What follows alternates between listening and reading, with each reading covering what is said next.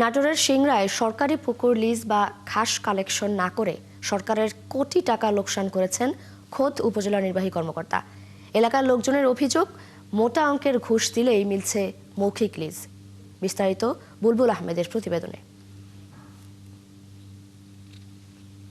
সিংড়া উপজেলার রাতাল এলাকার কামরুল ইসলাম, তিনি রাতাল দিঘি লিজ নিতে চেয়েছিলেন, কিন্তু দেয়নি প্রশাসন। তিনি জানালেন, পরে ঘাস কালেকশনের মাধ্যমে দিঘিটি লিজ নিতে চাইলে ইউনিয়ন ভূমি কর্মকর্তার মাধ্যমে ইওনো চান ৮ লাখ টাকা ঘুষ।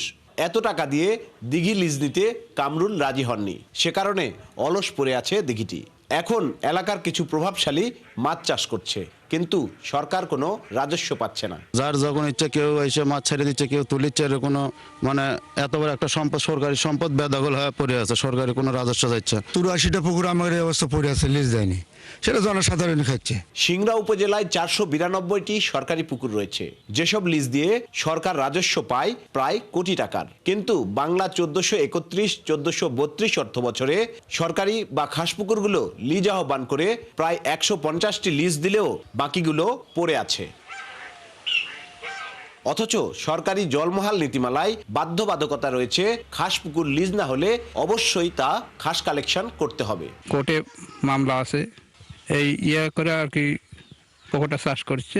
বছর দেড়েক হলে মাছ ছেড়ে দিয়ে মসজিদ করবো এই বলে মসজিদের ভিত্তি প্রস্তুতি উদ্বোধন করছি, মসজিদ চলমান কাজ। 14 লাখ একটা দাম ধরছি, দাম ধরে ওই টাকা মসজিদের দিয়ে আমরা খাই। মানুষ বলতেছে এই পুকুরগুলোতে অদৃশ্য কোনো টাকার বিনিময় এই পুকুরগুলো যারা দখলে আছে তারা খাচ্ছে।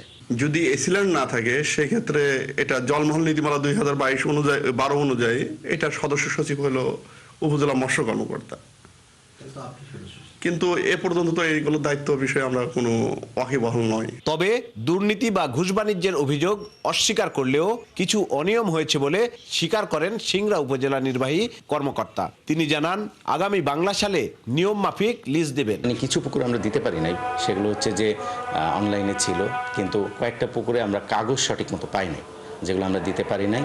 আমরা আবার এই যে চৈত্র শেষ হলে আগামী এই বৈশাখে সেগুলো আবার আমরা ইজারায় যাব।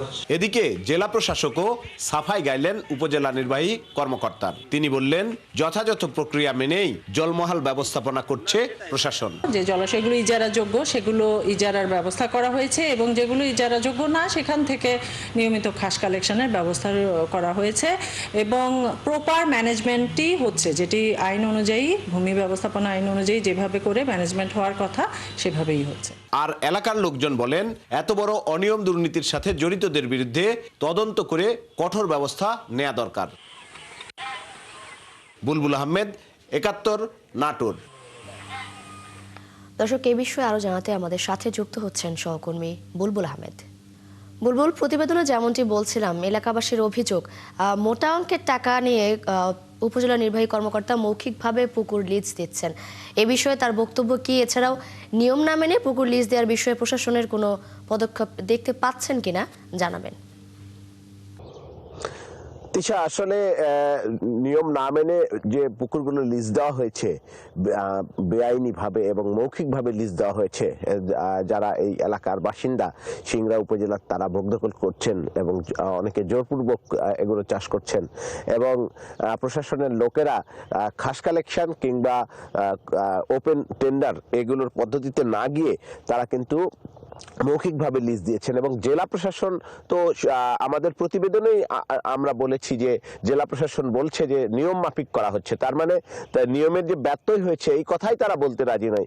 এর জন্য এই সিংড়া উপজেলার যারা বাসিন্দা তারা বলছেন যে উপজেলা নির্বাহী কর্মকর্তা লিজ দেন ঠিকই, কিন্তু মূলত জেলা প্রশাসক হলো জেলা কালেক্টরেট।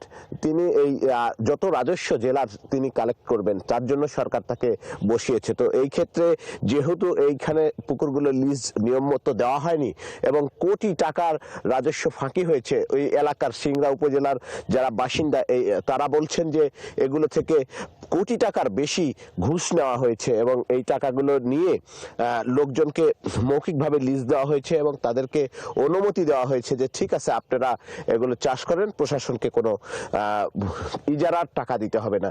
তো এই যখন পরিস্থিতি, তখন কিন্তু এই দায় দায় শুধুমাত্র উপজেলা প্রশাসনের নয়, এমনটাই বলছেন এলাকার লোকজন। বলছেন যে জেলা প্রশাসনের যারা কর্মকর্তা রয়েছে, ডিস্ট্রিক্ট কালেক্টর এবং অতিরিক্ত জেলা প্রশাসক রাজস্ব, তারাও কিন্তু এর দায় এড়াতে পারে না। তারা কিন্তু এই সরকারের রাজস্ব আদায়ের জন্য বাধ্য এবং তাদের কিন্তু দায়িত্ব ছিল। একই সাথে বিভাগীয় প্রশাসন সহ অন্যান্য যারা জড়িত আছে তাদের বিরুদ্ধেও ঘুষ বাণিজ্যের অভিযোগ ওই এলাকার লোকজন করছেন যে এই যে ঘুষের যে টাকা, যে সুযোগ সুবিধা নিয়ে এলাকার লোকজনকে এই সুবিধা দেওয়া হয়েছে, সেই টাকার ভাগ অনেকেই পেতে পারেন, সেটি যাতে সুষ্ঠু তদন্ত করা হয় সেই দাবি করছেন। একই সাথে কিন্তু এই এলাকার লোকজন বলছেন যে এটি যেন তদন্ত করা হয় সুষ্ঠুভাবে এবং এই তদন্ত করে যেন দোষীদের বিরুদ্ধে ব্যবস্থা করা হয়। যদিও তারা শঙ্কা জানাচ্ছেন যে প্রশাসনের কোনো কর্মকর্তার দুর্নীতির বিষয়ে তেমন কোনো ব্যবস্থা এ পর্যন্ত হয়নি, তারপরেও তারা চাচ্ছেন যে এই রাজস্ব যেটি হারানো সরকার সেটির যেন ব্যবস্থা হয়। তিশা। বুলবুল আহমেদ, ধন্যবাদ আপনাকে আমাদের সাথে যুক্ত হবার জন্য। দর্শক, নাটোরের সিংড়া উপজেলা থেকে যুক্ত ছিলেন সহকর্মী বুলবুল আহমেদ।